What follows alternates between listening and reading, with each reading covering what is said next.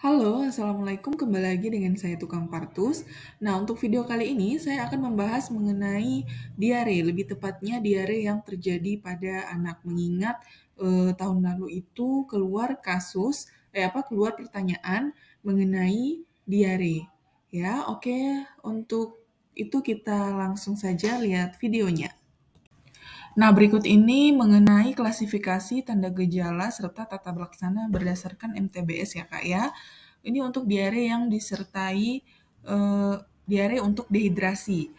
Jadi untuk klasifikasinya itu ada diare dehidrasi berat, di mana tanda gejalanya itu ada letargi atau tidak sadar, kemudian mata bayi cekung, tidak bisa minum atau malas minum, cubitan kulit perut kembali sangat lambat. Bagaimana penanganannya? Yaitu dilakukan pemasangan infus, kemudian diberikan tablet zinc, kemudian jika ada sesuatu yang lebih berat itu harus segera dirujuk dan diberikan ASI atau oralit. Kemudian yang kedua yaitu diare dehidrasi ringan atau sedang, di mana tanda gejalanya yaitu bayinya itu rewel atau mudah marah, kemudian matanya cekung, haus, minumnya itu dengan lahap, cubitan kulit perut itu kembali lambat. Penanganannya diberikan oralit dan tablet zinc 10 hari berturut-turut. Jika ada tanda dehidrasi berat, segera rujuk. Kemudian kunjungan ulang 2 hari jika tidak membaik. Selanjutnya, diare tanpa dehidrasi.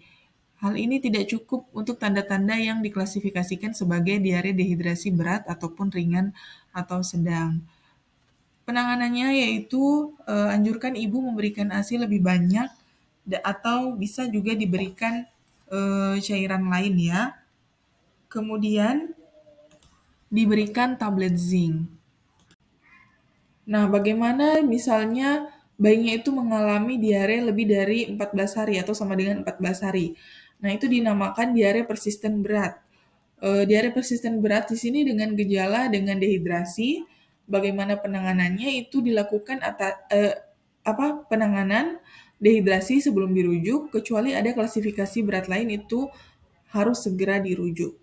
Kemudian diare persisten. Diare persisten saja ini gejalanya tidak dengan dehidrasi.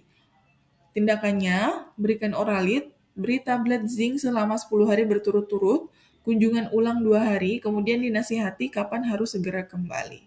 Nah, selanjutnya, kalau misalnya diarenya itu terdapat darah di dalam fesesnya atau tinjanya, itu dinamakan disentri.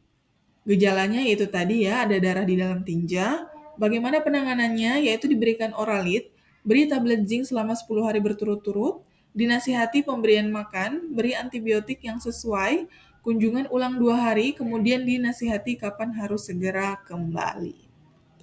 Nah, selanjutnya untuk pemberian tablet zinc, untuk bayi berusia kurang dari 6 bulan, itu diberikan setengah tablet atau 10 mg selama 10 hari.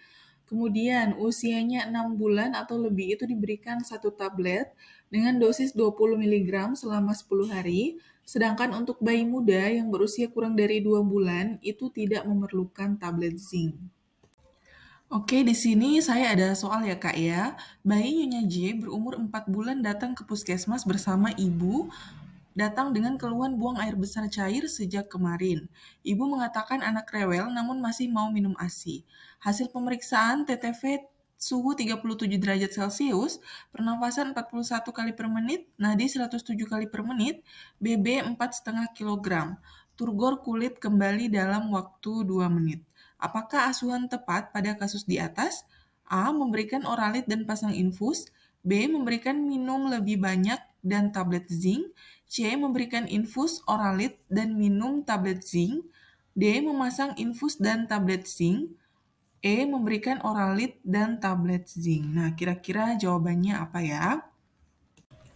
Nah, di sini untuk kata kuncinya itu usia bayinya itu berumur 4 bulan. Kemudian keluhannya buang air besar cair. Otomatis diare ya ini Kak ya. Terus waktunya itu dari kemarin. Kemudian anaknya rewel, tapi masih mau minum ASI. TTV-nya juga masih dalam batas normal, BB-nya 4,5 kilo, kemudian turgor kulitnya itu kembali dalam waktu 2 menit. Kira-kira jawabannya yang apa? Nah, untuk kata kuncinya ini sendiri ya Kak ya, sesuai dengan soal tadi, itu pada klasifikasi diare dehidrasi ringan atau sedang. Bayinya rewel, mudah marah, kemudian tadi ada kata-kata haus ya, minumnya itu masih dengan lahap, dan cubitan kulit perutnya itu kembali lambat. Penanganannya jadinya apa? Yaitu penanganannya adalah diberikan oralit dan tablet zinc selama 10 hari berturut-turut. Jika ada tanda dehidrasi yang lebih berat, harus segera dilakukan rujukan dan kemudian dilakukan kunjungan ulang 2 hari jika tidak membaik. Nah, ini berikutnya pemberian tablet zinc-nya ya. Di soal tadi kan usia bayinya itu adalah 4 bulan, jadi kurang dari 6 bulan, maka diberikan tablet zinc itu sebanyak setengah tablet 10 mg itu selama 10 hari berturut-turut ya. Soal berikutnya, balita S berusia 2 tahun datang ke puskesmas keluhan BAB encer lebih dari 5 kali dalam sehari. Ibu mengatakan anak masih mau makan dan minum. Hasil pemeriksaan, tanda vital suhu 37 derajat Celcius, pernafasan 40 kali per menit, nadi 100 kali per menit, berat badan 12 kilo, turgor kulit baik. Apakah diagnosa kasus di atas? A. Diare dehidrasi ringan, B. Diare tanpa dehidrasi, C. Diare dehidrasi sedang, D. Diare dehidrasi berat, atau E. Diare persisten. Nah, kata kuncinya di sini yaitu anak masih mau makan dan minum ya Kak ya. Kemudian tanda-tanda vitalnya juga masih bagus. Terus berat badannya juga masih normal. Nah, ini turgor kulitnya juga masih baik ya. Jadi jawaban yang tepat itu adalah yang B, diare tanpa dehidrasi. Coba kita lihat kolomnya. Nah, ini kolomnya ya Kak ya. Untuk soal yang tadi, kata kunci yang paling pas itu adalah mengenai turgor kulitnya. Sementara di soal tadi turgor kulitnya itu masih bagus. Sedangkan untuk diare dehidrasi berat itu turgor kulitnya itu sangat lambat. Diare dehidrasi ringan atau sedang itu turgor kulitnya kembali lambat. Dan yang diare tanpa dehidrasi ini tidak cukup tanda-tanda untuk diklasifikasikan sebagai diare dehidrasi berat atau ringan atau sedang. Jadi jawaban yang tepat adalah diare tanpa dehidrasi ya Kak ya. Oke, sekian dulu video dari aku ya Kak ya. Semoga bisa bermanfaat buat kakak-kakak sekalian dalam menghadapi ujian soal untuk P3K ataupun CASN nanti. Semoga bermanfaat. Terima kasih. Assalamualaikum.